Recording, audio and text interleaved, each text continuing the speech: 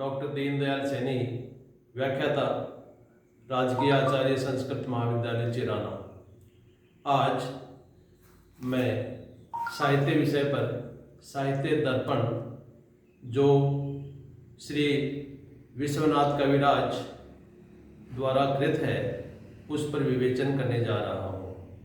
सर्वप्रथम साहित्य दर्पण विषय पर बतलाने से पहले साहित्य पद के विषय पर कहना चाहता हूँ। साहित्यस्य भाव कर्म व साहित्यम इति व्युत्पत्ति से सहित पद से शन प्रत्यय से साहित्य पद निष्पन्न होता है।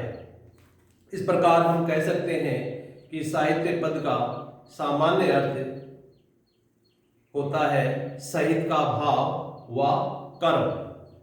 ये तो इसका यौगिक अर्थ हुआ। संस्कृत वाङ्मय में हितेन सहितो शब्दार्थो सहितो तयोर भाव कर्म व साहित्यम ऐसी व्युत्पत्ति से शन प्रत्यय से यह पद योग रूढ़ हो जाता है। इस प्रकार साहित्य का अर्थ काव्य हुआ। राजऋषि भर्तृहरि ने अपने नीति शतक में लिखा है कि साहित्य संगीत कला विहीन है, साक्षात पशु पुच्छ विषाणहीन है, तृणम न खादान्नपि जीवमानस तत् भागधेयम परम पशुनाम। श्री भर्तृहरि ने इस श्लोक में काव्य के अर्थ में साहित्य शब्द का व्यवहार किया है, अर्थात प्रयोग किया है। अतः साहित्य का अर्थ काव्य मान लिया गया है। साहित्य दर्पण के रचयिता विश्वनाथ कविराज ने भी इसी अर्थ में साहित्य शब्द का व्यवहार किया है। दर्पण जो शब्द है उससे अपन अर्थ समझते हैं कि मुख और शरीर का दर्शन होता है।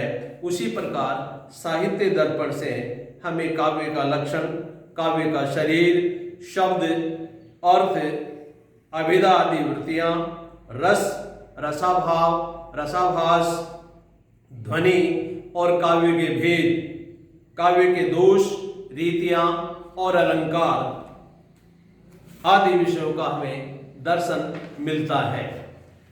अतः साहित्य दर्पण साहित्य का लक्षण ग्रंथ है, अर्थात अलंकार शास्त्र है।